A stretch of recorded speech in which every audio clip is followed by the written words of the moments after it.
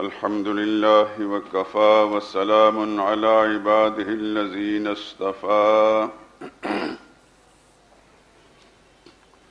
خصوصا على سيد الرسل وخاتم الأنبياء وعلى آله المجتبى وأصحابه الأتقياء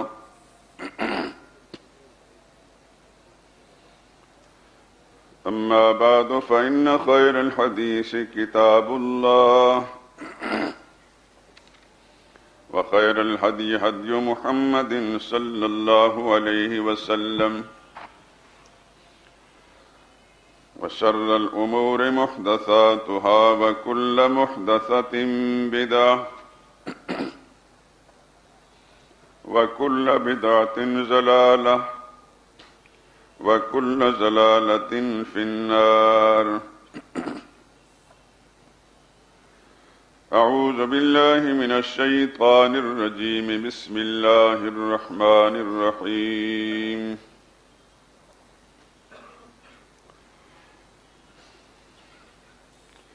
النبي أولى بالمؤمنين من أنفسهم وأزواجه أمهاتهم. صدق الله العظيم.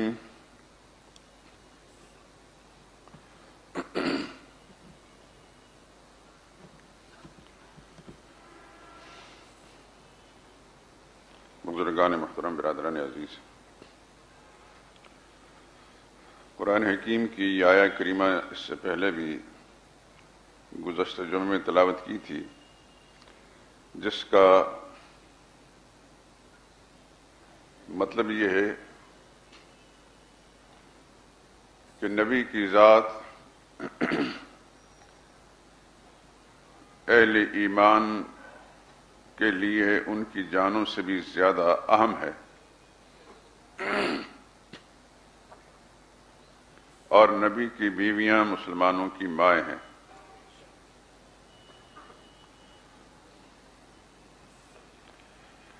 ایک قرات جو غالباً عبداللہ بن مسعود رضی اللہ تعالی عنہ سے منقول ہے،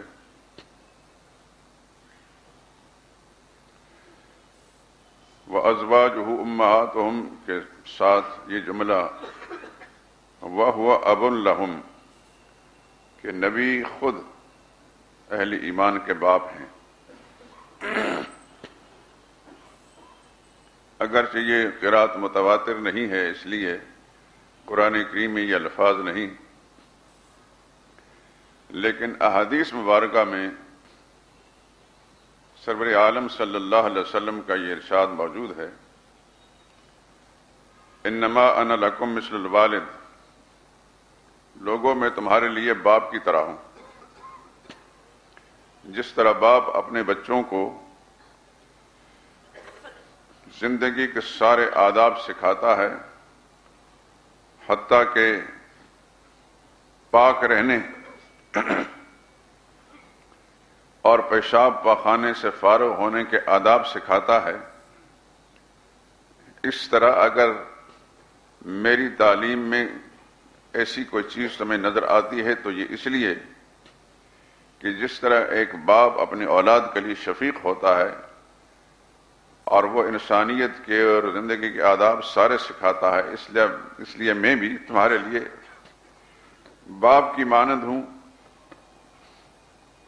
اور یہ تمہیں سکھاتا ہوں کہ تم نے پیشاب کرنا ہے تو کس انداز سے کرنا ہے، تم نے طہارت کرنی ہے تو کیسے۔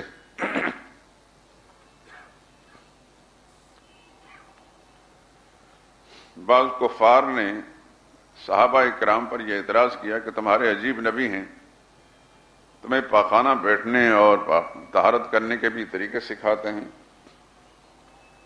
تو صحابہ کرام نے بھی یہ فرمایا، رسول اللہ نے فرمایا کہ جس کو تم معیوب سمجھتے ہو یہی تو خوبی ہے۔ یہی وجہ ہے کہ جن لوگوں نے نبی کریم صلی اللہ علیہ وسلم کی تعلیم کو سمجھا اور اس پر عمل کیا تو ان میں انسانیت مکمل ہوئی اور آداب زندگی بھی معلوم ہوئے۔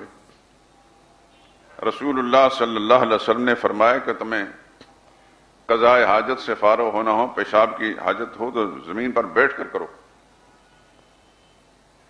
اور یہ فرمایا لا تستقبلوا القبلۃ ولا تستدبروها، پیشاب پخانے کے وقت نہ قبلہ کی طرف منہ کرنا ہے نہ اس کی طرف پیٹھ کرنی ہے.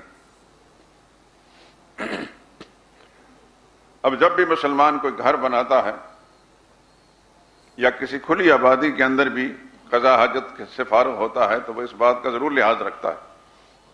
حیوانوں کی طرح نہیں ہوتا کہ جہاں کھڑا ہوا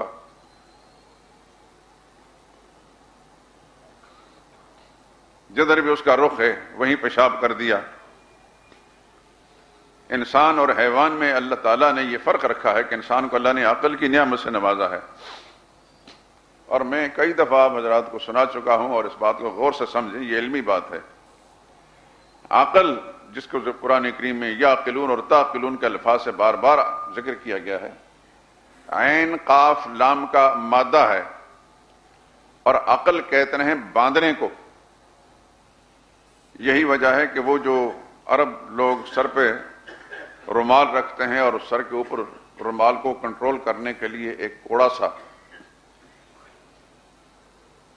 ہوتا ہے، اس کو اعقال کہتے ہیں، کہ اس نے اس رومال کو باندھ کر رکھا ہے. اس خوبی کو جو اللہ تعالیٰ نے انسان میں پیدا کی عقل اس لیے کہتے ہیں کہ یہ انسان کو کنٹرول کرتی ہے. انسان میں عقل ہے تو پھر وہ حیوانوں سے ممتاز نظر آتا ہے. وہ ایسی حرکتیں نہیں کرتا جو حیوانوں والی ہوں. نامعقول یعنی عقل کے خلاف حرکتیں نہیں کرتا. بولتا ہے تو تول کر بولتا ہے، کوئی حرکت کرتا ہے تو سوچ سمجھ کر کرتا ہے. لیکن جس کی عقل چھن جاتی ہے، جس کو عرف عام میں کہتے ہیں پاگل ہو گیا، تو آپ دیکھتے ہیں کہ پھر اس کو نہ پاکی کی تمیز ہوتی ہے نہ پلیدی کی، نہ اس کو ننگا ہونے کا کوئی فرق سمجھ آتا ہے، نہ جسم ڈھانکنے کا. صاف ستھرا کیسے رہنا ہے اور کیسے نہیں رہنا اس کو اس بات کی کوئی تمیز نہیں ہوتی. اس لیے کہ جس چیز نے یہ ساری چیزیں ان کو عطا کرنی تھی وہ ان سے چھن گئی ہے. ایک خوبصورت نوجوان ہے لیکن عقل اس سے چھن گئی تو وہ ایسی حرکتیں کرتا ہے کہ انسان کے لیے عبرت کا سامان ہوتا ہے. جہاں چاہا اس نے پیشاب کر لیا، کپڑے گندے ہو گئے، اس کو پاکی پلیدی تمیز نہیں ہوتی. جس کو چاہا پتھر اٹھا کر پھینک دیا، اس لیے کہ عقل چھن گئی ہے. اللہ تعالیٰ کے انعامات میں سے جو بندے کے پاس ہیں اس کے وجود کے اندر بہت بڑی نعمت ہے عقل. عقل اگر سلامت ہے، آنکھیں نہیں بھی تب بھی وہ کنٹرول میں رہتا ہے. بازو کٹے ہوئے تب بھی کنٹرول میں رہتا ہے. صرف اگر اس کی زبان کام کرتی ہے، آنکھیں اس کی نہیں ہیں، ہاتھ نہیں ہیں، پیر کٹے ہوئے ہیں، پھر بھی وہ ایک کامل انسان کی طرح رہنمائی کرتا ہے. لیکن پورے اعضاء سلامت ہو لیکن عقل چھن جائے تو وہ حیوانوں سے بھی بدتر ہوتا ہے بعض اوقات.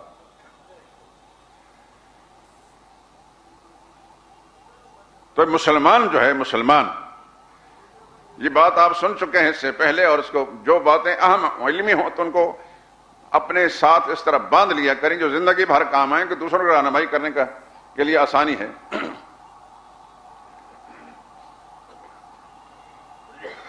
نبی کی ذات کامل ذات تھی اور نبی کی عقل بھی کامل.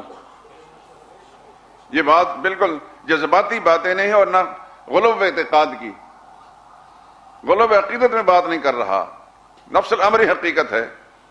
نبی کی ذات بھی مکمل اور ان کی بات بھی مکمل، ان کا علم بھی مکمل، کیونکہ اس علم کا ذریعہ نبی کی اپنی کاوش اور کسی استاد کی تعلیم نہیں ہوتی، وہ رب العالمین کی طرف سے وحی ہوتی ہے جس میں خطا کا اور غلطی کا کوئی امکان نہیں ہوتا. اور نبی جب نبوت سے سرفراز ہو جاتے ہیں تو رب العالمین پل پل ان کو کنٹرول میں رکھتے ہیں. پوری نگرانی رب العالمین کی طرف سے ہوتی ہے. نبی جب بولتے ہیں تو صحیح بولتے ہیں، نبی کا دیکھنا بھی صحیح ہے، نبی کا بولنا بھی صحیح ہے، نبی کے چلنا بھی صحیح ہوتا ہے. پھر جس نے نبی کی اداؤں کو اپنایا ہے وہ کامل انسان بنا. نبی انسان بھی کامل اور اس کے متبعین بھی کامل. پھر ان کی حرکات و سکنات پاگلوں جیسے نہیں ہوتی کہ بعض اوقات پڑھا لکھا کہلا کر بھی وہ حرکتیں ایسی کرتا ہے، کھڑا کھڑا پیشاب کر دیتا ہے۔ یہ مغربی زندگی گزارنے والا یا مغرب زدہ لوگوں کو اپنے دیکھتے ہیں، انہیں اس بات کی تمیز نہیں ہوتی کہ ہمارے نبی نے صلی اللہ علیہ وسلم جن کا کلمہ پڑھ کے ہم اپنے مسلمان کہتے ہیں، انہوں نے بیٹھ کر پیشاب کرنے کی تعلیم دی ہے اور قبلہ رو ہونے سے بچنے کی تعلیم دی ہے۔ آج ہمارے آپ کے ملک کے اندر ہوٹلوں کا حال کیا ہے؟ مال کمانے کے لیے کمرے بنائے گئے ہیں، لیکن وہاں اس بات کا کوئی شعور نہیں ہوتا۔ ہمارے دوست مولانا محمد حسن صاحب یہاں کبھی کبھی آتے ہیں، ایک دفعہ انہوں نے بیان بھی کیا تھا، آج کل بھی آئے ہوئے ریلوے اسٹیشن قریب ایک ہوٹل ہے، اس کے ٹھہرے ہوئے ہیں، 100 سے زیادہ کمرے ہیں اس کے، لیکن ہر کمرے کے ساتھ جو باتھ روم ہے وہ قبلہ کی طرف ہے۔ اور پھر میں نے انہیں کہا مولانا مانے یا نہ مانے، لیکن آپ کا فرض ادا ہو جائے گا، آپ عند اللہ بری ذمہ ہو جائیں گے۔ اس کو مالک سے رابطہ کریں، اسے کہیں کہ زندگی بھر یہ جرم اور گناہ، پیسے تو تم کماؤ گے لیکن یہ پیسے لے کر تم نے قبر میں نہیں جانا، کیوں کفن کا جیب نہیں ہوتا۔ اپنی اولاد کے لیے بہت سارے کما کر چھوڑ جاؤ گے، لیکن زندگی بھر تمہارے نام اعمال میں یہ سیاہی لکھی جائے گی۔ خیر اللہ اس کا بھلا کرے، اس نے کہا جی میرے کروڑوں روپے بھی خرچ ہوں گے، ہر کمرے کا باتھ روم کا جو ہے وہ اس کو توڑوں گا اور صحیح کروں گا میں۔ اللہ تعالیٰ سب کو سمجھ عطا فرمائے۔ لیکن یہ تو ایک بات ہے، آپ پورے ملک کے ہوٹلوں کے باتھ روموں کا حال دیکھیں۔ کوئی اللہ کا خاص بندہ ہو جس نے اس بات کا لحاظ رکھا ہو، ورنہ اب تو مسلمانوں کے بنگلوں اور کوٹھیوں کے اندر دیکھا جاتا ہے کہ یہاں سیٹنگ کیسی ہوتی ہے۔ ان کو اس سے کوئی غرض بھی نہیں ہوتی کہ نبی کریم صلی اللہ علیہ وسلم کی تعلیم کیا ہے۔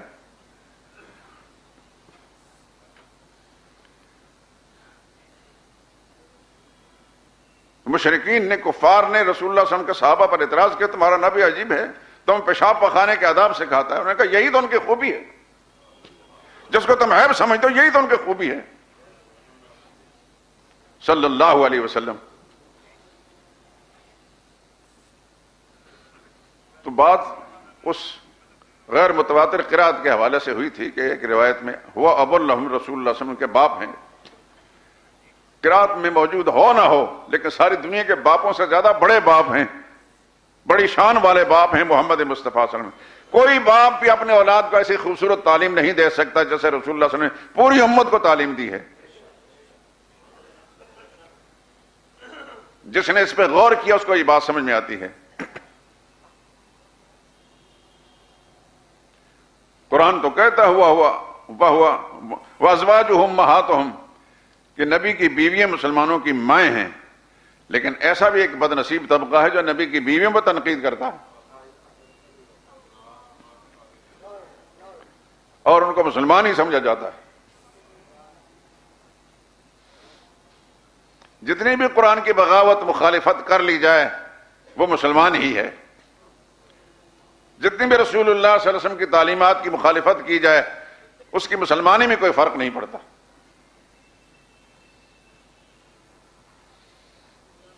یاد رکھیں حکومت پاکستان کے دفاتر، جسے ہمارے پاکستان میں نادرا کہا جاتا ہے، اس کے دفاتر میں کسی کا نام مسلمانوں کی فہرست میں لکھے جانے سے ضروری نہیں کہ وہ مسلمان ہو۔ 1974 سے پہلے قادیانی بھی مسلمان تھے، لوگوں کے رشتے ناتے بھی ان کے ساتھ ہوتے تھے، لیکن بالآخر یہ حقائق تسلیم کرنے پڑے اور ذوالفقار علی بھٹو مرحوم اللہ ان کی لغزشیں معاف فرمائے، لیکن ان کے سنہری کارناموں میں سے یہ ہے اس کے اپنی پارلیمنٹ کے غالباً 14 ممبر قادیانی تھے، لیکن سب کا لحاظ رکھے بغیر اس نے اپنے قلم سے لکھا کہ محمد مصطفیٰ صلی اللہ علیہ وسلم خاتم النبیین ہیں، آپ کے بعد کوئی شخص بھی نبوت کا دعویٰ کرے یا کوئی ایسا اعلان کرے کہ جو نبوت کا ہم معنی ہوتا ہے وہ مسلمان نہیں، وہ دار اسلام سے خارج ہے۔ اس ملک کی پارلیمنٹ نے فیصلہ کیا اور اس کے بعد اب تک پاکستان کے اندر بسنے والے عام مسلمان بھی قادیانی کو غیر مسلم سمجھتے ہیں۔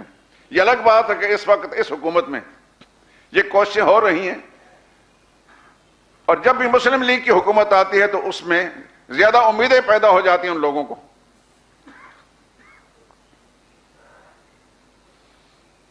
مسلم لیگ کی حکومت تھی نا جب سر ظفر اللہ وزیر خارجہ تھا. اس کے بڑے بڑے اعزازات ہیں, اس نام کی جماعت کے بڑے بڑے اعزازات ہیں جس کی تفصیل میں جانے کی ضرورت نہیں ہے. انہوں نے تو جمعے کی چھٹی ختم کی ہے.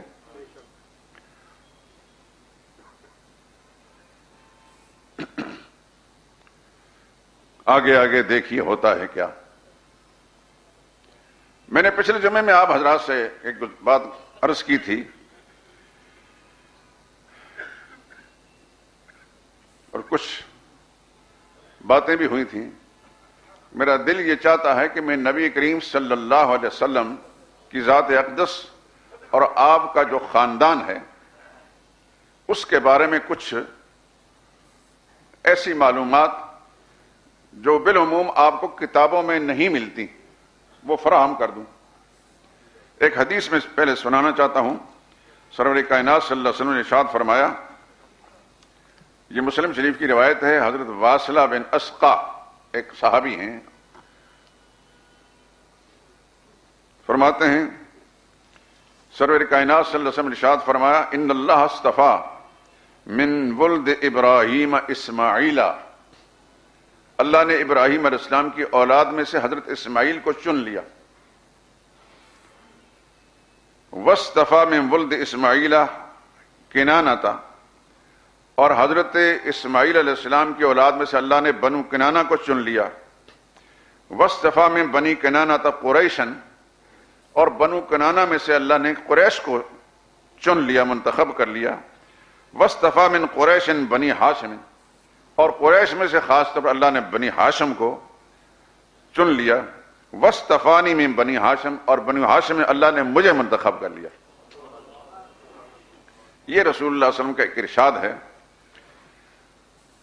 تو خیر اس میں تو کسی بھی اہل ایمان کو شک نہیں, ادنا قسم کا وسوسہ بھی نہیں آتا کہ اللہ نے اولاد آدم میں علیہ الصلاۃ والسلام جو رتبہ اور مقام محمد مصطفیٰ صلی اللہ علیہ وسلم کو عطا فرمایا ہے وہ نسل انسانی میں کسی اور کو نصیب نہیں ہوا.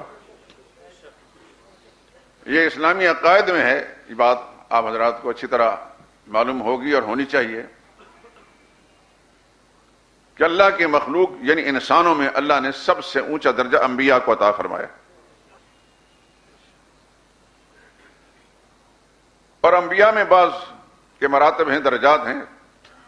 قرآن کریم میں ہے تلک الرسل فضلنا بعضهم علی بعض, یہ رسول ہیں ان میں سے کس بعض کو بعض پر فضیلت دی ہم نے. یہ اللہ کی تقسیم ہے.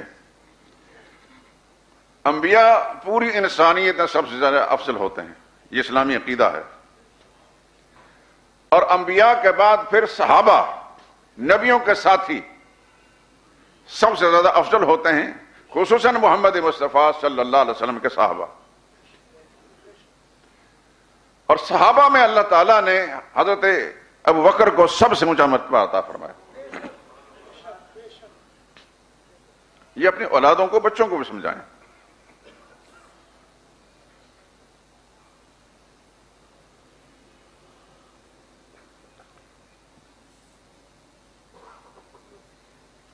پھر اس کے بعد عشرہ مبشرہ ہیں, وہ 10 صحابی جن کو نام لے کر اشارہ کر کے حضور نے تو بھی جنتی ہے, تو بھی جنتی ہے, تو بھی جنتی ہے, تو بھی جنتی ہے.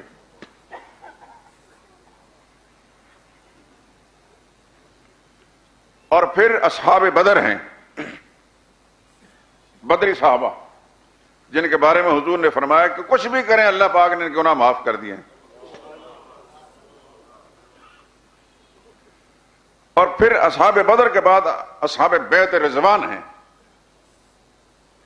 وہ بیعت جس پر اللہ تعالیٰ نے اپنی رضا کے پروانے بھیجے تھے. لقد رضی اللہ عن المؤمنین اذ یبایعونک تحت الشجرہ, اللہ اپنی بڑائی کی قسم کھا کر کہتے ہیں مجھے اپنی عظمت کی قسم میں ان سب ایمان والوں سے راضی ہو گیا. ایک تو ایمان کی مہر لگا دی کہ یہ مومن ہیں, دوسرا ان پر رضا کا سرٹیفکیٹ دے دیا. کون؟ اس یبایعونک تحت شجرہ, جو درخت کے نیچے کھڑے ہو کر آپ کے ہاتھ پر بیعت کر رہے تھے. یہ بات تفصیل سے آپ سمجھ چکے ہیں کہ بیعت کر رہے تھے حضرت عثمان کا قصاص لینے کے لیے. اللہ کے نزدیک حضرت عثمان کا خون اتنا قیمتی تھا، محمد مصطفیٰ صلی اللہ علیہ وسلم کے نزدیک بھی ان کا خون اتنا قیمتی تھا کہ رسول اللہ 1500 صحابہ اکرام کو قربان کرنے کے لیے تیار ہو گئے، اپنے اس پیارے داماد، پیارے ساتھی حضرت عثمان رضی اللہ تعالیٰ عنہ کی خاطر. اور اس عمل کو جو خالق کائنات، جو دل کی دھڑکن کو جانتا اور سب کچھ جانتا ہے، یہ ایک عمل ہوا. حضور صلی اللہ علیہ وسلم نے بیعت لی، سب صحابہ کرام سے پوچھا کہ کس بات کو. حضور نے فرمایا بیعت علی الموت ہے، مرنے کے لیے کون تیار ہے؟ مجھے پتا چلا ہے کہ میرے ساتھی عثمان کو مکہ والوں نے شہید کر دیا ہے، کون بدلہ لینے کے تیار ہے؟ میں اللہ کی قسم کھا کر کہتا ہوں میں یہاں سے واپس نہیں جاؤں گا جب تک قصاص نہ لے لوں. کون میرے ساتھ تیار؟ سب نے ہاتھ کھڑے کر دیا، رسول اللہ ہم قربان ہونے کے لیے تیار ہیں. اس رضا، اس عمل پر اللہ کو اس قدر خوشی ہوئی. اسی وقت آیت نازل ہوگی لقد رضی اللہ عن المؤمنین، ان ایمان والوں سے اللہ راضی ہو گیا، مہر لگ گئی. اس لیے بدر والوں کے بعد ان کا مقام ہے اصحاب بیت رضوان کا. پھر عام صحابہ ہیں، لیکن یاد رکھیں کوئی صحابی بھی جو ایک لمحے کے لیے رسول اللہ صلی اللہ علیہ وسلم کی حالت ایمان میں چہرہ انور کی جھلکی دیکھی ہے اور اسی ایمان کو لے کر دنیا سے گیا ہے، وہ ساری دنیا کے اولیاء اللہ جن میں شیخ عبد القادر جیلانی، مجدد الفسانی اور بے شمار حضرت حسن بصری، امام ابو حنیفہ، امام مالک، امام شافعی، احمد بن حنبل، امام بخاری، مسلم وغیرہ ذالک، تمام اولیاء اللہ سے زیادہ افضل ہے ایک پل میں بھی رسول اللہ صلی اللہ علیہ وسلم کا حالت ایمان میں چہرہ انور کی زیارت کرنے والا.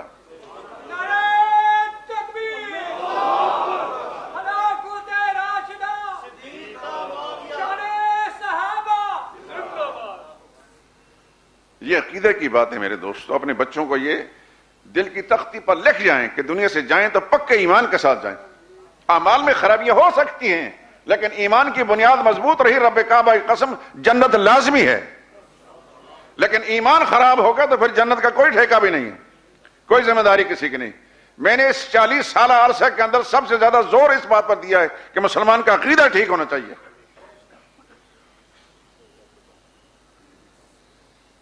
آپ میری شہادت دیں یا نہ دیں، میرا رب شہادت دے گا.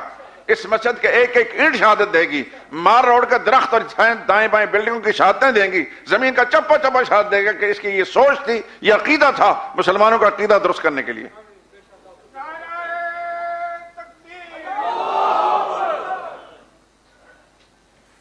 ویسے تو رسول اللہ نے نہیں فرمایا، یہ بات آپ سن چکے ہیں، اور پھر اس بات کو غور فرمائیں.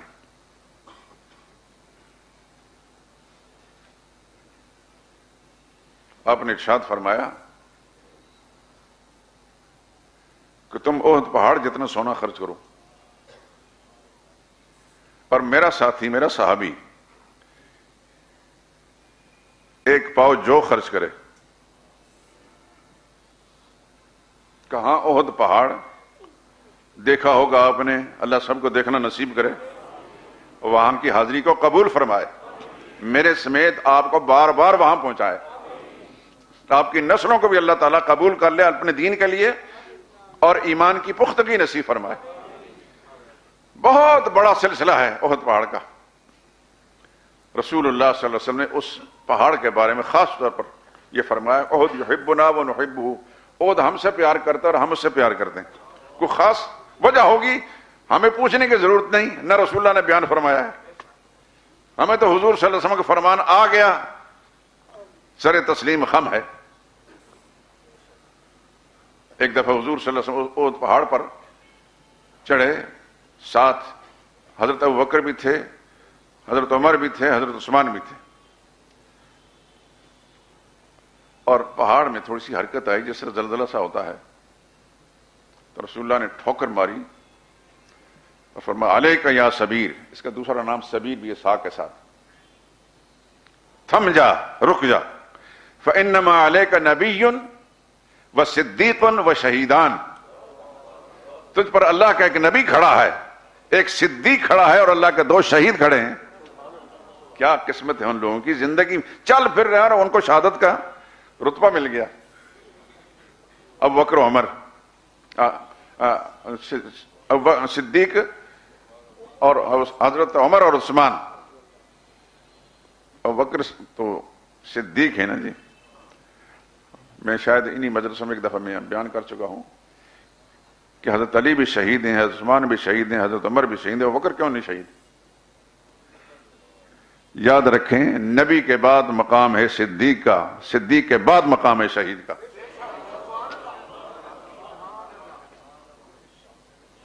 یہ ہے حکمت پروردگار عالم کی۔ خیر، تو حضور نے فرمایا کہ تم احد پہاڑ جتنا سونا خرچ کرو، میرا نبی ایک پاؤ جو خرچ کرے، ما بلغ مد احدہم ولا نصیفہ، اس کے ایک پاؤ جو خرچ کرنے پر جو اللہ نے اجر لکھا ہے اس تک نہیں پہنچ سکتا، بلکہ اس کے آدھے تک بھی نہیں پہنچ سکتا۔ سوچتے ہوں گے آپ بھی، اور ہر انسان کے ذہن میں یہ خیال آتا ہے کہ کیوں اللہ نے یہ جانمداری کیوں اختیار کی؟ ہم احد پہاڑ جتنا سونا خرچ کریں اس کا وہ مقام نہیں جو نبی کا ساتھی ایک پاؤ جو خرچ کرے اس کو اتنا بڑا رتبہ مل گیا، معاذ اللہ۔ اس کی وجہ میں نے بیان کی تھی، نبی کا صحابی، لکھ لیں میرے دوست اپنے دل کی تختی پر، خدا کرے کہ میرے جملے اپنے کانوں کے ذرا سے دل پہ منعکس ہو جائیں۔ نبی کا صحابی عمل کے ترازو میں نہیں تلتا، نبی کا صحابی نبی کی نسبت سے ترازو میں تلتا ہے۔ انہیں ڈائریکٹ نسبت تھی محمد مصطفیٰ صلی اللہ علیہ وسلم کے ساتھ۔ انہوں نے چہرہ انور کی زیارت کی تھی حالت ایمان میں، اور اس ایمان کو لے کر کے اپنے مال حضور صلی اللہ علیہ وسلم قربان کر دی، جانیں قربان کر دی۔ اس واسطے دنیا کے سارے اولیاء اللہ کو، سارے فقہاء محدثین کو، سارے مسلمانوں کو تولا جائے گا اعمال کا ترازو میں، نبی کے صحابہ کو تولا جائے گا نسبت کی ترازو میں۔ اس واسطے ساری دنیا کے لوگوں کے اعمال ان کے برابر نہیں ہو سکتے۔ کیا یہ بات آپ حضرات بھول گئے ہیں؟ میں نے عرض کیا تھا، ایک بہت بڑے ولی اللہ جس کو مشرق سے مغرب جس کی ولایت پر مسلمان گواہ ہیں، قائل ہیں، میں بھی قائل ہوں، آپ بھی قائل ہیں۔ یہ الگ بات ہے کہ میں اور آپ ان کی 11ویں نہیں دیتے، کچھ لوگ ان کی 11ویں بھی دیتے ہیں۔ ہم ان کی ولایت کو مانتے ہیں، ان کی بزرگی کو مانتے ہیں، ان کی اتباع اور پیروی کو اپنے لیے موجب سعادت سمجھتے ہیں، ان کی تعلیمات کو نقل کرتے ہیں، لیکن کچھ لوگ ان کے نام کی نیازیں بھی دیتے ہیں۔ لیکن یہ بات قدر مشترک ہے کہ مانتے سب ہیں۔ شیخ عبد القادر جیلانی رحمۃ اللہ تعالی علیہ، انہوں نے فرمایا ہے کہ مجھے اگر یہ پتہ چلے، بات کو نوٹ کر فرمائیں دوست، شیخ عبد القادر جیلانی رحمۃ 6 صدی کے بزرگ ہیں اور صحابہ پہلی صدی میں گزرے ہیں۔ مجھے آج اگر یہ پتہ چلے کہ کسی طرف سے اللہ تعالیٰ نے حضرت معاویہ کو بھیجنا ہے اور وہ گھوڑے پر سوار ہو کر گھوڑے کو دوڑاتے ہوئے جا رہے ہیں، تو میں اس سڑک پر بیٹھ جاؤں جدھر سے انہوں نے گزرنا ہے، اور تیزی کے ساتھ وہ گھوڑا دوڑاتے گزر جائیں اور ان کے گھوڑوں کی ٹاپوں سے گرد و غبار اڑ کر میرے جسم پر پڑے، میرے کپڑوں پڑے، تو میں سمجھوں کہ اللہ نے جہنم کی آگ مجھ پر حرام کر دی ہے۔ ولی نہ ولی میں شناست، نہ ہم اولیاء اللہ کو صحیح پہچانتے ہیں، نہ صحابہ کو پہچانتے ہیں۔ حضرت معاویہ کی پہچان کرانی ہے تو سیدنا شیخ عبد القادر جیلانی سے کرائیں، جو کہتے ہیں کہ گھوڑوں کے ٹاپوں سے اڑنے والی گرد و غبار بھی میرے بدن پر جائے تو مجھ پر جہنم کی آگ حرام ہے۔ وہ تو ویسے ہی جنتی ہیں، لیکن انہوں نے یہ فرما کر دنیا والوں کو سکھا دیا کہ صحابہ کا بڑا مقام ہے۔ یہود اور آل یہود نے جو کچھ گندے چھیٹے اڑائے ہیں صحابہ کرام کے خلاف، میرے دوستو اللہ کی 1000 بار پناہ مانگا کریں اس سے کہ یا اللہ ہمیں اپنے نبی کی سچی محبت، اپنے نبی کے ساتھیوں کی بلا امتیاز سب کی سچی محبت نصیب فرما۔ نبی کی محبت کامل نہیں ہوتی اگر نبی کے صحابہ سے بغض ہوگا. نبی کی ذات ہماری جانوں سے اعلیٰ و افضل، نبی کی بیویاں ہماری ماں سے زیادہ مقدس، اور نبی کے صحابہ ساری کائنات سے زیادہ مقدس. یہ عقیدہ ہر مسلمان کا ہونا چاہیے. پھر عرض یہ کر رہا تھا، ہر دفعہ جب بھی گفتگو شروع کرتا ہوں تو کوئی بات سے بات نکل آتی ہے. میرا ارادہ تھا کہ میں نبی کریم صلی اللہ علیہ وسلم کے خاندان مبارک کے بارے میں ان گوشوں پر گفتگو کروں جس پر اکثر بیشتر کتابیں خاموش ہیں. یعنی بالعموم وہ کتابیں جو آپ تک مجھ تک پہنچتی ہیں، یہ نہیں کہ میں نے اپنی طرف سے گھڑی ہیں، کتابوں میں ہے، لیکن ان کتابوں تک رسائی ہر آدمی کے نہیں ہے. اول تو کتابیں دستیاب ہر آدمی کو نہیں ہیں، اور اگر دستیاب ہو بھی جائیں تو پھر ان سے استفادہ کرنا آسان نہیں. یوں سمجھے کہ یہ ہزاروں کتابوں کا نچوڑ، ہزاروں کتابوں کا. کئی لوگوں نے اس پر خاندان نبوت پر کتابیں بھی لکھی ہیں. ابھی حال میں ایک کتاب میرے سامنے آئی، لیکن اس کے اندر بڑی بے سند سی باتیں، جنہیں نام کا اشتراک ہے. ایک صحابی حضرت عبیدہ، وہ ایک نہیں کئی ہیں، وہ کسی خاندان کا تھا، ان کو دوسرے خاندان میں جوڑ دیا. یہ مطالعے کا نقص میں ظاہر کر دیا. کر میں نام نہیں لیتا، کسی کی تدلیل مقصود نہیں ہے. بہت سارے لوگوں نے کتابیں لکھی ہیں لیکن کہیں نہ کہیں ناقص. ایک بات میں آپ سے پوچھتا ہوں، نبی کریم صلی اللہ علیہ وسلم کہ ددیالی خاندان کے بارے میں آپ حضرات نے تو یہ معلوم کر لیا کہ رسول اللہ صلی اللہ علیہ وسلم کے والد بزرگوار کا نام عبداللہ تھا، دادا کا نام عبد المطلب تھا. عبد المطلب کا اصل نام شیبہ ہے. اس کی وجہ میں بعد بیان کروں گا ان کو عبد المطلب کیوں کہتے ہیں. عبد المطلب کے والد کا نام ہاشم، ہاشم کا اصل نام عمر تھا. ہاشم کے والد کا نام عبد مناف، ان کے والد کا نام قصی، ان کے والد کا نام کلاب، ان کے والد کا نام مرہ، ان کے والد کا نام کعب، ان کے والد کا نام لوئی، ان کے والد کا نام غالب، ان کے والد کا نام فہر. کسی نے فہر لکھا ہے، کسی نے فہر لکھا ہے، کسی نے فہر لکھا ہے، بہرحال مادہ وہی ہے. ان کے والد کا نام مالک، ان کے والد کا نام نضر، زواد کی جزم کے ساتھ نضر، نظر نہیں نضر. ان کے والد کا نام کنانہ، ابھی کنانہ کا نام سنا آپ نے. ان کے والد کا نام خزیمہ، ان کے والد کا نام مدرکہ، ان کے والد کا نام الیاس، اور الیاس کے والد کا نام مزر، ان کے والد کا نام نزار، اور نزار کے والد کا نام معد، اور معد کے والد کا نام ہے عدنان. یہ 21 سلسلے ہیں. اس سے اوپر بھی کئی لوگ آپ نے دیکھا ہے کہ وہ آدم علیہ السلام تک پہنچا دیتے ہیں، لیکن یہ بات غلط ہے، کیونکہ حضور صلی اللہ علیہ وسلم نے بخاری شریف میں یہیں تک ذکر کیا ہے، اور حضور صلی اللہ علیہ وسلم کا سر فرمان بھی ساتھ ہے کہ اس سے آگے جو لوگ ذکر کرتے ہیں سلسلہ نسب کذبن نصابون، وہ جھوٹ بولتے ہیں، وہ غلط کہتے ہیں، وہ جھوٹ بولتے ہیں. عبداللہ بن عباس رضی اللہ تعالیٰ عنہ رسول اللہ صلی اللہ علیہ وسلم کے چچا زاد بھائی ہیں، حضور کے خاندان کے فرد ہیں. وہ کہتے ہیں کہ رسول اللہ صلی اللہ علیہ وسلم جب اپنا نسب شریف بیان فرماتے تھے تو عدنان سے آگے تجاوز نہیں کرتے تھے، اور یہ فرماتے تھے کذبن نصابون، نسب بیان کرنے والے جھوٹ بولتے ہیں. یہ ویسے ڈینگے مارتے رہتے ہیں کئی لوگ تاکہ لوگوں پر اپنے علم کا روب جمائیں. وہ چند سلسلے یاد کرنا مشکل نہیں، چھوٹے چھوٹے بچے جو قرآن یاد کر لیتے ہیں، لیکن جب حضور نے فرمایا کہ اس سے آگے جو سلسلے ہیں وہ صحیح نہیں، منقول، اس واسطے یہ کاوش جو ہے وہ بے مقصد ہوتی ہے. عبداللہ بن مسعود رضی اللہ تعالیٰ عنہ سورہ حامیم مومن کی ایک آیت، وعادم وثمود والذین من بعدہم لا یعلمہم الا اللہ، عاد اور سمود اور اس کے بعد آنے والے لوگ اللہ کے سوا ان کے حالات کو کوئی نہیں جانتا. پھر فرماتا ہے کذب النصابون، جب اللہ ہی فرما چکے لا یعلمہم الا اللہ، اللہ کے سوا کوئی نہیں جانتا، تو پھر کوئی شخص کہے کہ آدم علیہ السلام تک میں سلسلہ نسب بیان کرتا ہوں، جھوٹ بول رہا ہے. امام مالک سے پوچھا گیا نبی کریم صلی اللہ علیہ وسلم کے سلسلہ نسب تک کوئی شخص آدم تک پہنچاتا ہے یہ کیسا ہے؟ تو آپ نے ناپسند فرمایا، غلط ہے۔ پھر پوچھا کہ اسماعیل علیہ السلام تک پہنچانا کیسا ہے؟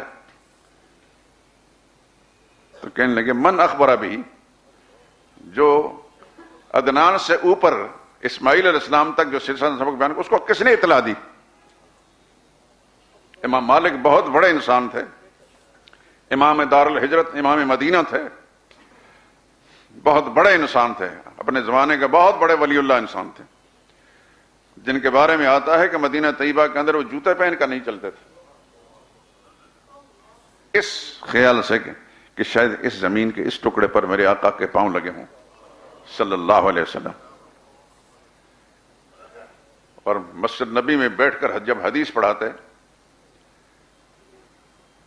تو طالب علم حدیث کی روایت الفاظ پڑھتے، جیسے بخاری شریف ہے، ترمذی، مسلم، ابو داؤد ہے، الفاظ جب شاگرد پڑھتے تو امام مالک اس کی تشریح ذرا ہلکی آواز سے کرتے، جس آواز سے شاگرد نے حدیث پڑھی ہے امام مالک ذرا ہلکی آواز سے اس کی تشریح کرتے۔ پوچھا گیا ہے کہ حضرت آپ آواز کو اس قدر پست کیوں کر دیتے ہیں؟ فرمایا کہ میں یہ سمجھتا ہوں کہ وہ جو الفاظ ہیں وہ میرے نبی کی آواز ہے، اور اللہ نے فرمایا لا ترفعوا اصواتکم فوق صوت النبی، اپنی آوازوں کا نبی کی آواز سے اونچا نہ کرو۔ محبت ایسی ہوتی ہے میرے دوستو، لیکن عقل کے دائرے میں، عقل بڑی چیز ہے، بہت بڑی نعمت ہے۔ پھر بہرحال یہ تو رسول اللہ صلی اللہ علیہ وسلم کا ددیالی سلسلہ ہے، نبی کریم صلی اللہ علیہ وسلم کا ایک ننیالی سلسلہ بھی ہے، آپ حضرات کے علم میں ہے ہی۔ سیدہ آمنہ رسول اللہ صلی اللہ علیہ وسلم کی والدہ ماجدہ، ان کے والد کا نام وہب، وا ہا اور با، اور ان کے والد کا نام عبد مناف، ان کے والد کا نام زہرہ، ان کے والد کا نام کلاب، اور کلاب کے بعد ان کے والد کا نام مرہ۔ یہاں آ کر رسول اللہ صلی اللہ علیہ وسلم کا ددیالی اور ننیالی سلسلہ اکٹھے ہو جاتے ہیں۔ بہت کم آپ حضرات نے دیکھا ہوگا کہ رسول اللہ صلی اللہ علیہ وسلم کی دادی کا کیا نام تھا۔ ان کا نام فاطمہ تھا۔ رسول اللہ صلی اللہ علیہ وسلم کی صاحبزادی کا نام بھی فاطمہ ہے، رسول اللہ صلی اللہ علیہ وسلم کی ایک چچی کا نام بھی فاطمہ ہے، آپ کی صاحبزادی کا نام فاطمہ ہے، دادی کا نام بھی فاطمہ ہے، بلکہ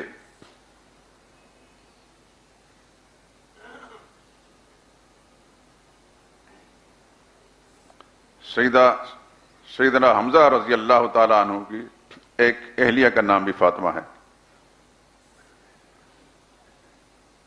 سیدنا علی رضی اللہ تعالیٰ عنہ کی والدہ کا نام بھی فاطمہ ہے، رسول اللہ کی دادی کا نام فاطمہ ہے، سیدنا علی کی بیوی یعنی رسول اللہ صلی اللہ علیہ وسلم کی صاحبزادی کا نام بھی فاطمہ ہے، سیدنا حمزہ رضی اللہ تعالیٰ عنہ کی بیوی کا نام بھی فاطمہ ہے۔ ایک دفعہ کچھ تحائف آئے، یعنی تحفے میں استبرق، ایک ایسا کپڑا، ریشمی کپڑا جو سونے کی تاروں کے ساتھ بنا ہوا ہوتا ہے، تو رسول اللہ صلی اللہ علیہ وسلم نے غالباً حضرت حمزہ کو دیا یا حضرت علی کو، تو فرمایا فواتم میں اس کو تقسیم کر دو۔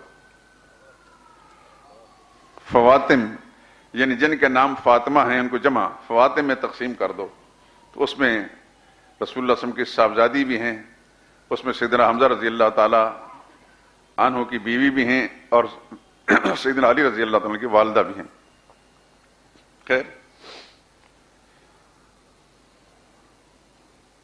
رسول اللہ صلی اللہ علیہ وسلم کی دادی کا نام تو خیر معلوم ہو گیا، رسول اللہ صلی اللہ علیہ وسلم کی نانی کا نام بھی معلوم ہے۔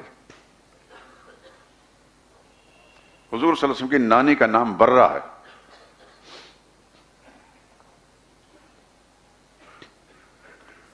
اور پرنانی کا نام ام حبیب ہے۔ ان کی والدہ کا نام بھی برہ ہے، ان کی والدہ کا نام قلابہ ہے، ان کی والدہ کا نام امیمہ ہے، ان کی والدہ کا نام دب ہے، ان کی والدہ کا نام عاتقہ ہے، اور ان کی والدہ کا نام لیلا ہے۔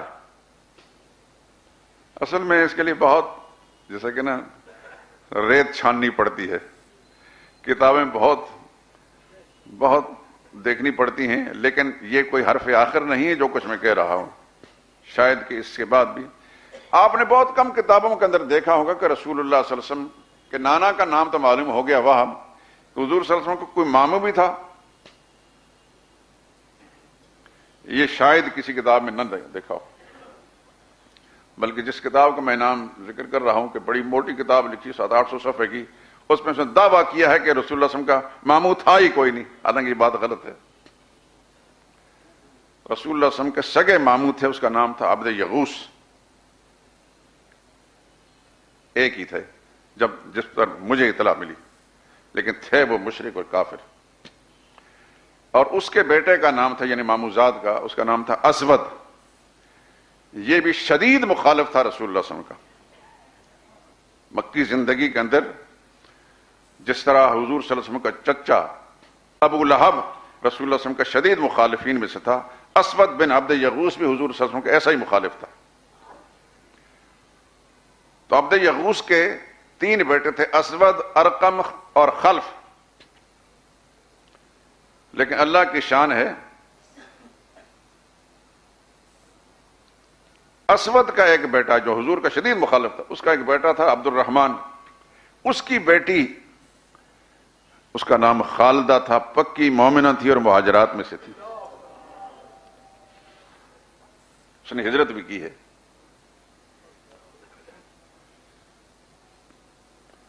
تو حضور صلی اللہ علیہ وسلم کا جو ننیالی سلسلہ ہے، بہت ساری باتیں کتابوں کے اندر لکھی ہیں، لیکن ان تک رسائی عام انسانوں کی نہیں ہے، لیکن اس درجے میں تفصیل موجود نہیں ہے جس درجے میں رسول اللہ صلی اللہ علیہ وسلم کو ددیالی سلسلے کی ہے۔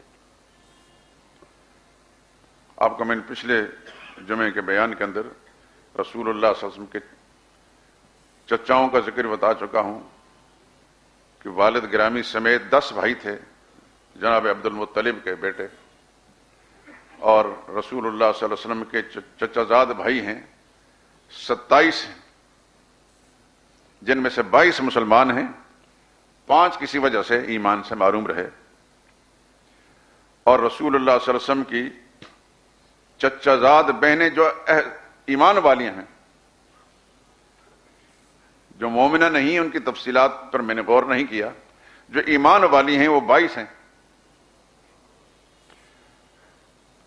جناب حارث جو رسول اللہ صلی اللہ علیہ وسلم کے تایا ہیں، ان کی 3 بیٹیاں، دوسرے تایا جناب زبیر، ان کی 4 بیٹیاں مومنہ ہیں، اور ابو طالب جو چچا ہیں ان کی 3 بیٹیاں مومنہ ہیں، ابو لہب جیسا سخت ترین دشمن، ان کی 2 بیٹیاں مومنہ ہیں، درہ اور خالدہ۔ ایک چچا جس کا ذکر اکثر کتابوں میں آپ نہیں سنتے، مقوم، عبد الکعبہ بھی اس کو کہتے ہیں، مقوم بھی، اس کے کسی بیٹے کا تذکرہ نہیں ملتا، لیکن 2 بیٹیاں مومنہ ہیں، عروہ اور ہند۔ سیدنا حمزہ رضی اللہ تعالیٰ عنہ کی 3 بیٹیاں مومنہ ہیں، امامہ، ام الفضل اور فاطمہ، اور سیدنا عباس رضی اللہ تعالیٰ عنہ کی 5 صاحبزادیاں مومنہ ہیں۔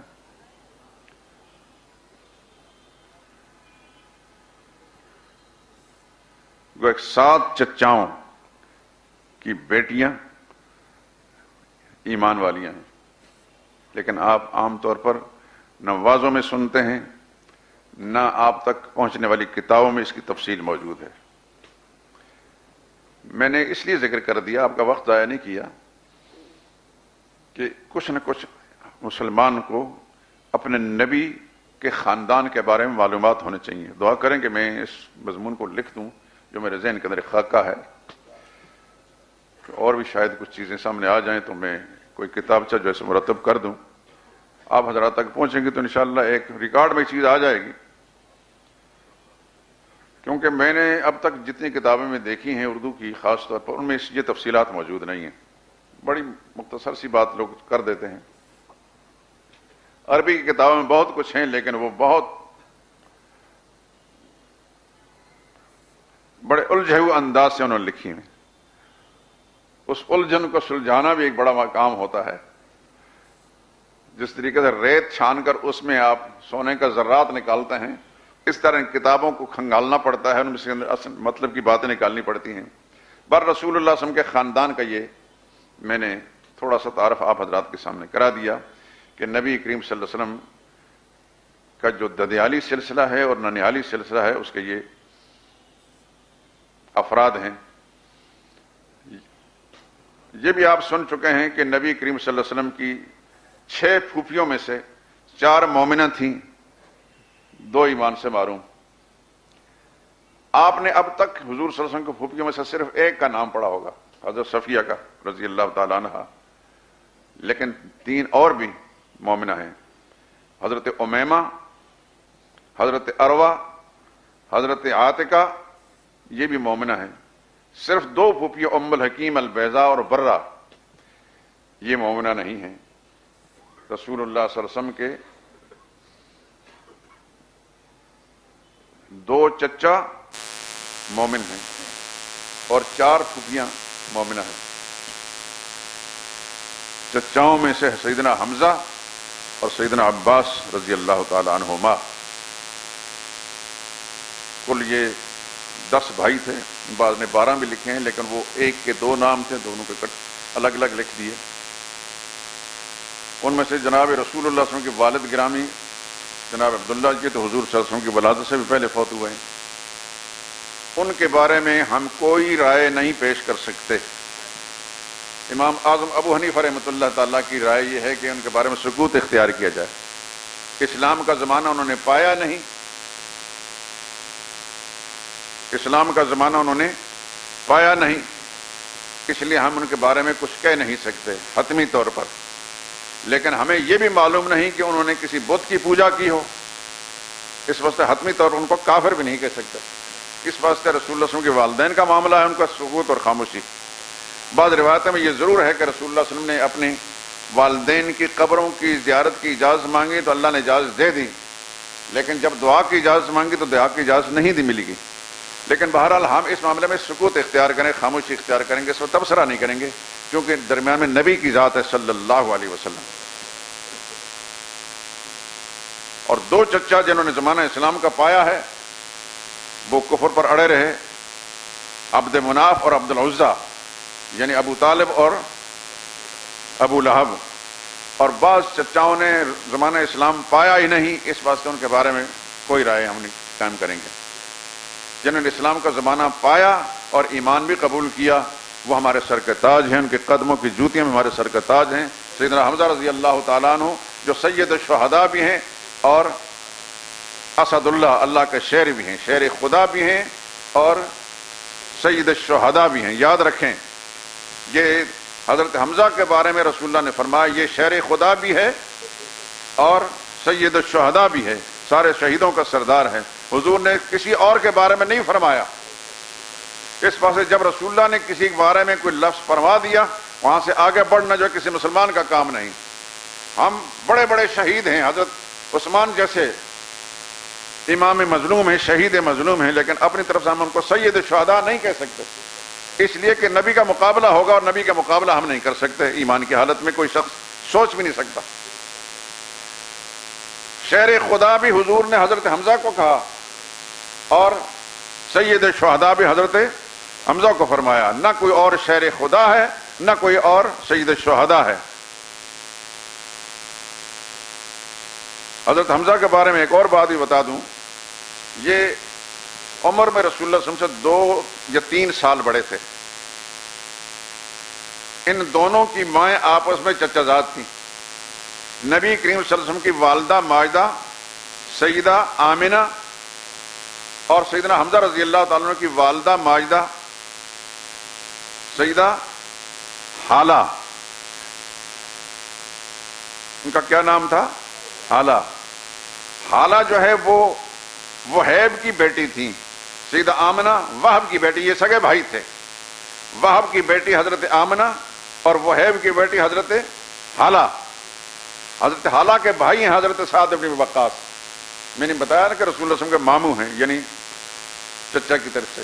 رسول اللہ صلی اللہ علیہ وسلم حضرت سیدہ آمنہ کے چچا زاد بھائی ہیں، اس وجہ سے حضور نے ان کو ماموں قرار دیا، اور ایک موقع پر رسول اللہ صلی اللہ علیہ وسلم نے ان کو تیر دیتے جا رہے تھے اور دشمن پر پھینکو، اور فرمایا ارمیں، دشمن پر تیر پھینکو، فدا کا ابی و امی، تجھ پر میری ماں باپ قربان ہو جائے۔ یہ اتنا بڑا شرف ہے حضرت سعد بن وقاص کا کہ کسی اور انسان کے لیے اللہ کے نبی نے یہ جملے نہیں فرمایا، لیکن چونکہ حضور صلی اللہ علیہ وسلم کو ماموں لگتے تھے، سیدہ آمنہ کے وہ چچا زاد بھائی تھے، اور ان کی ہمشیرہ سیدہ حالہ یہ حضرت حمزہ رضی اللہ تعالی عنہ کی والدہ تھیں۔ آپ نے سنا ہوگا، پڑھا بھی ہوگا کہ جب حضور صلی اللہ علیہ وسلم اپنے صاحبزادے جناب عبداللہ کے رشتے کے بارے میں، بنو زہرہ، یہ قریش کا ایک بڑا رئیس خاندان تھا بنو زہرہ، ابھی آپ سن چکے ہیں، زہرہ کا نام آیا ہے، تو جناب عبداللہ کا رشتے کے سلسلے میں بنو زہرہ میں جب گئے تو ان کی صاحبزادی وہب کی صاحبزادی آمنہ کا انتخاب کیا جناب عبداللہ کے لیے، لیکن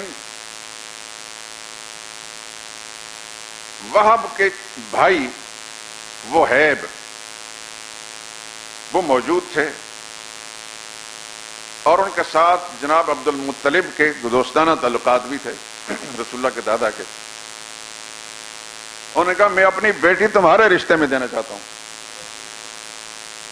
کیا اعزاز ہے! ایک بھائی کی بیٹی رسول اللہ صلی اللہ علیہ وسلم کے والد گرامی کے نکاح میں، یعنی جناب عبد المطلب کے بیٹے کے نکاح میں آئیں، اور دوسرے بھائی کی بیٹی عبد المطلب کے اپنے نکاح میں آئیں، تو ان بیٹی جن کا نام حالہ تھا ان سے سیدنا حمزہ رضی اللہ تعالیٰ عنہ پیدا ہوئے، اور جن کا نام آمنہ تھا ان سے نبی کریم صلی اللہ علیہ وسلم کی ولادت ہوئی۔ تو اس طرح چچا بھتیجا بھی ہیں، رشتے میں چچا بھتیجا بھی ہیں، اور دوسری طرف سے یہ خالہ زاد بھی ہیں، تیسری طرف سے یہ عمروں میں بڑا قریب تنا، یہ سب بچپن میں اکٹھے کھیلے کودے۔ نبی کریم صلی اللہ علیہ وسلم کا سیدنا حمزہ کے ساتھ بہت پیار تھا، پیار کی وجہ ایک یہ تھے کہ بچنا اکٹھا گزرا، دوسری وجہ یہ تھی کہ چچا بھتیجا تھے، تیسری وجہ یہ تھی کہ خالہ زاد بھی تھے۔ حضور صلی اللہ علیہ وسلم سے بہت پیار کرتے تھے، اور ان کی ایمان کا قصہ تو آپ نے سنا ہی ہے، کیونکہ وقت ختم ہو چکا ہے، اس واسطے میں اس کو آئندہ کے لیے رکھتا ہوں۔ سیدنا حمزہ مسلمان کیسے بڑے دلیر انسان تھے، اس لیے اللہ کا نبی نے فرمایا کہ یہ اللہ کا شعر ہے۔ اللہ سے دعا کریں کہ پروردگار عالم ہمیں نبی کریم صلی اللہ علیہ وسلم کی سچی محبت، آپ کے خاندان کی سچی محبت اور صحابہ کرام کی سچی پیروی نصیب فرمائے۔ سبحانک اللہم و بحمدک۔